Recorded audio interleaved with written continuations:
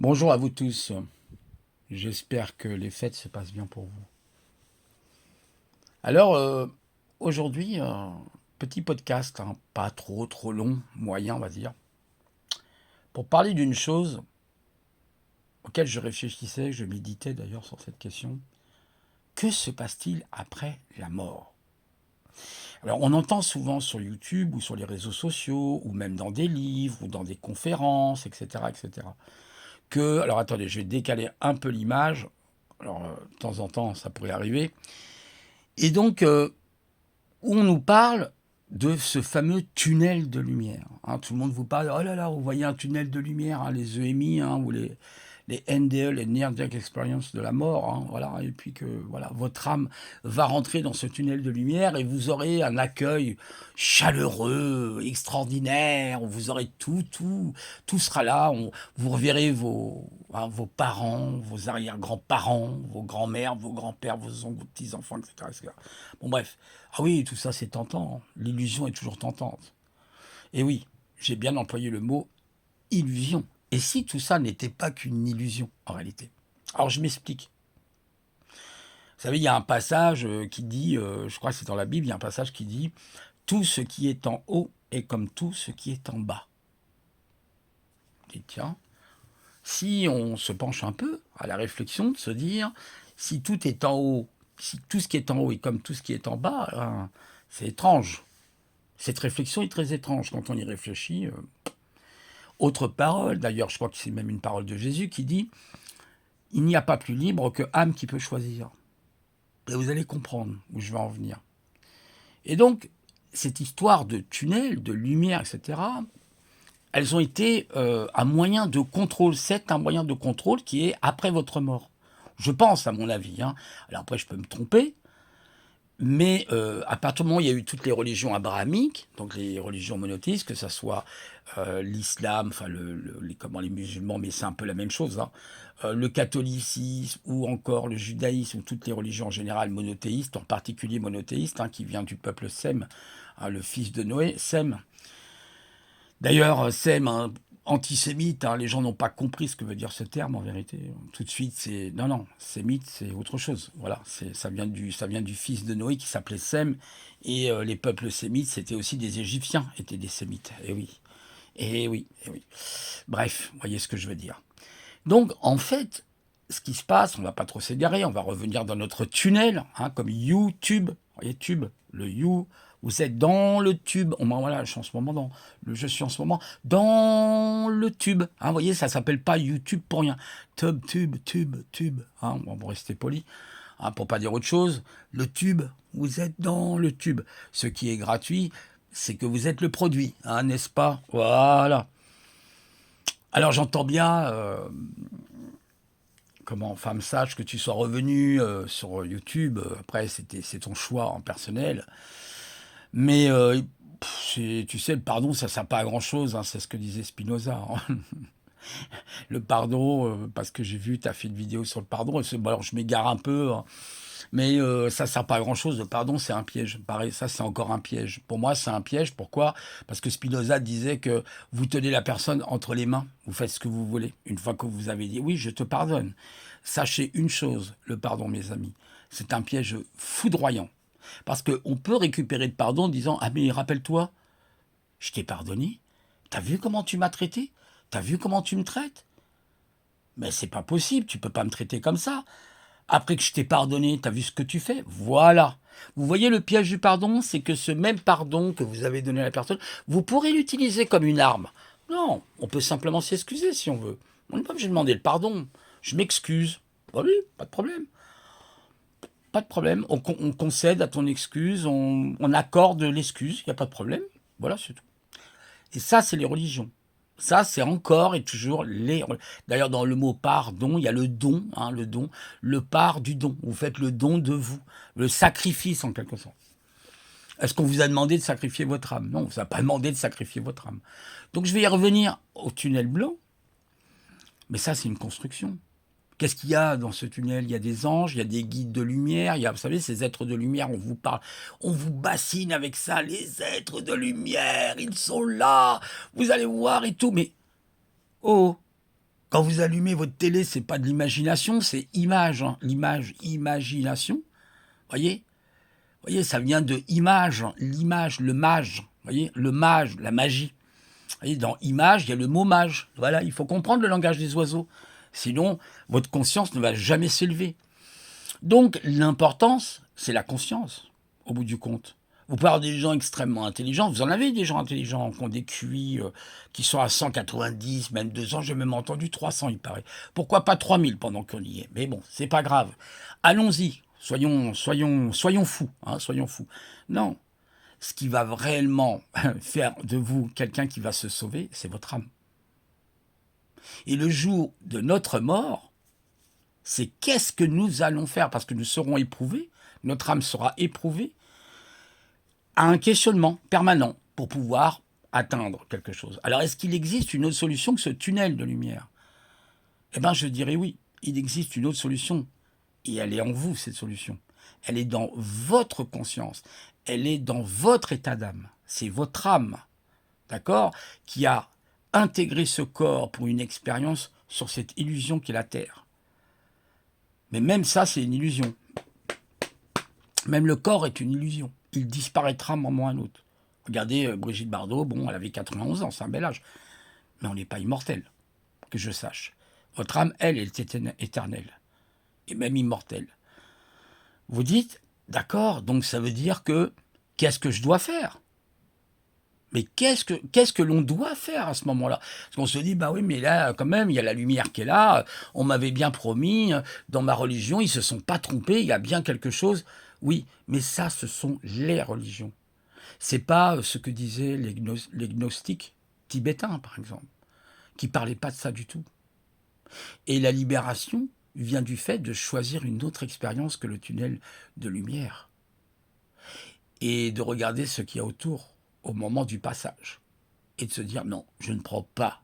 Je refuse de prendre ce tunnel de lumière et je choisis autre chose.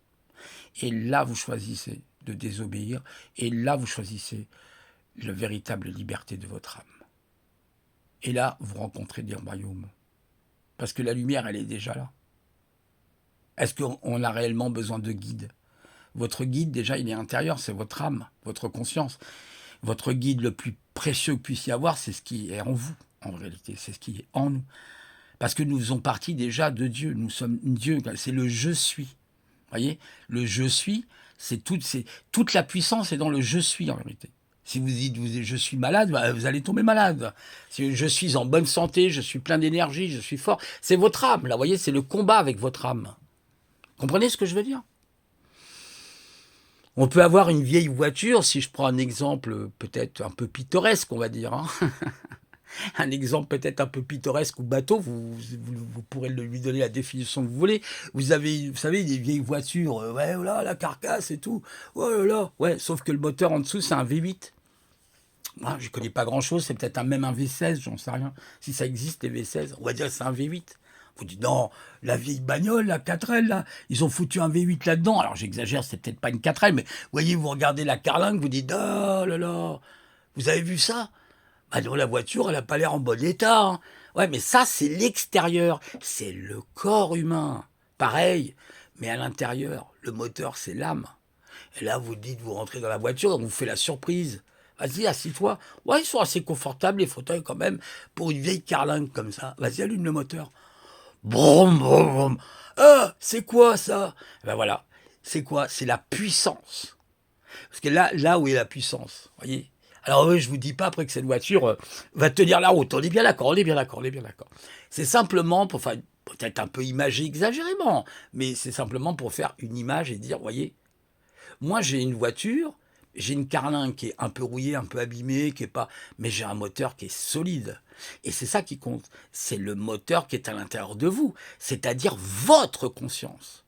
Ça va même au-delà de l'intuition. Voyez? Et là, si on choisit, peut-être, je dis bien peut-être, parce que c'est pas facile hein, ce choix. Attention, hein, je dis pas que voilà, voilà, je ne toucherai jamais. Hein, voilà, alors, je touche du bois, mais j'en ai là, non, là ici, j'en ai juste à côté de moi. Là, j'ai un tiroir avec du bois. Je rigole, mais c'est plus facile à dire qu'à faire. On est d'accord. C'est pas quelque chose qui vient comme ça. Ça vient parce que on a un état de conscience élevé. Voilà, il faut que votre conscience, notre conscience s'élève à un état métaphysique. Vous voyez ce que je veux dire? Un état qui traverse le métaphysique, c'est au-delà de la matière, c'est ce qui est au-dessus. Hein, comme on dit, la main du dessus est plus puissante que celle qui est en dessous. Alors attendez une seconde. Voilà, bon, ça n'a pas bougé. J'ai tellement peur que ça coupe, vous savez, l'enregistrement. Voilà, c'est bon. De toute façon, je ne vais pas rester plus longtemps. Donc, je vais être très bref.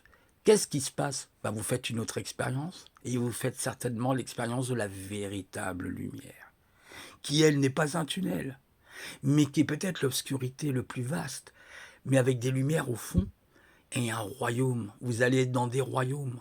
Et plus vous allez monter, vous allez changer de royaume et de niveau énergétique de plus en plus haut, jusqu'à rejoindre réellement ce qu'on pourrait appeler Dieu, c'est-à-dire la lumière, la véritable lumière, l'origine même de ce que nous étions, une âme divine. C'est ça l'objectif. L'objectif, je pense. Et c'est même pas un objectif en soi, c'est bien plus que ça. Donc certains diront peut-être, vont me rétorquer, oui mais regarde Didier, le problème c'est qu'on ne fait plus l'expérience de l'incarnation pour apprécier aussi la vie sur Terre. Vous appréciez la vie sur la Terre, là en ce moment, avec ce qui se passe? Alors certains vont me dire, oui mais il y a l'âge d'or. Oui mais l'âge d'or, elle n'est pas éternelle, l'âge d'or. À un moment ou à un autre, cet âge d'or doit s'effacer. Vous imaginez, vous vivez sur Terre, mais la Terre n'est pas éternelle. On sait que le Soleil, dans peut-être 3-4 milliards d'années, deviendra une espèce de grande géante rouge et va absorber littéralement la Terre. Vous voyez ce que je veux dire? Et même les planètes aux alentours. Même notre système solaire, il n'est pas éternel. Vous voyez ce que je veux dire? Notre soleil n'est pas éternel. Pourquoi? Parce que c'est une grosse pile. Hein. C'est comme vous, quand vous avez une pile, à un moment donné, elle se décharge. Vous êtes obligé de la changer ou de la recharger éventuellement. Hein, le soleil, ça va être difficile pour qu'il soit rechargé. Vous voyez ce que je veux dire? Donc c'est une grosse boule d'hélium, d'hydrogène, et voilà, qui envoie de l'énergie, oui, effectivement, qui donne la vie sur Terre. Mais tout a été prévu pour ça. C'est le Dimurge qui a prévu tout ça. Vous voyez ce que je veux dire? Mais ce n'est pas éternel. La Terre n'est pas éternelle. Vous savez, la Terre, elle est estimée entre 4,2 et à peu près 4,5 milliards d'années. Le Soleil, c'est à peu près les mêmes estimations, peut-être un tout petit peu plus, même pas, je crois que c'est même moins le Soleil, il me semblerait. Et la Lune est venue même avant, il paraîtrait. Alors j'ai appris ça dans des chiffres, là j'ai halluciné, la Lune aurait entre 5 et 6 milliards d'années, et on a même 3i Atlas qui lui aurait entre 7 et 8 milliards d'années. Donc bien avant même notre système solaire, hein, d'accord? Donc vous voyez, même là, 3i Atlas, les scientifiques ne savent même pas ce que c'est, on nous parle de comète. Ah non, c'est même pas une comète. On va pas s'égarer, on va revenir à notre sujet, voilà. Et donc là, vous visitez des royaumes, vous visitez les royaumes et vous devenez en fait un rebelle en vérité à la loi. Parce que quel est le problème de tout ça? C'est comme quand on est sur Terre, on respecte les lois. Mais quelles lois? Qui fait les lois? Est-ce qu'on s'est déjà posé la question, ne serait-ce qu'en France? Qui sont ces législateurs? Qui sont ces gens? Ces soi-disant sages, hein, le Conseil des sages, vous connaissez le Conseil des sages? Mais qui sont ces gens en vérité? Qui sont-ils? Ils font des lois parfaites? Ah non. Non, pas du tout. Voilà, donc tout ça, c'est une réflexion qu'il faut se poser, c'est des questionnements, et de se dire, mais oui, il y a quelque chose de beaucoup plus grand qu'on pourra faire, qu'on pourra aller au-delà de l'au-delà même, pourrait-on dire, en métaphysique. Et pour moi, ça, c'est peut-être la chose la plus belle que l'âme pourra réaliser. Vous voyez?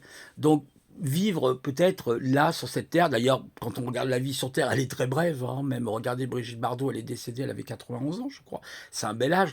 Il y a des gens qui vivent plus longtemps, mais il y a des gens qui vivent encore bien moins longtemps. Vous avez des enfants de 2 ans qui meurent. En ce moment, en Ukraine, sous les armes de l'autre fou, il y a peut-être des milliers d'enfants qui sont en train de mourir. Hein. Il envoie des missiles sur des enfants, vous imaginez? Bonjour le courage. Vous imaginez la lâcheté de ces gens-là?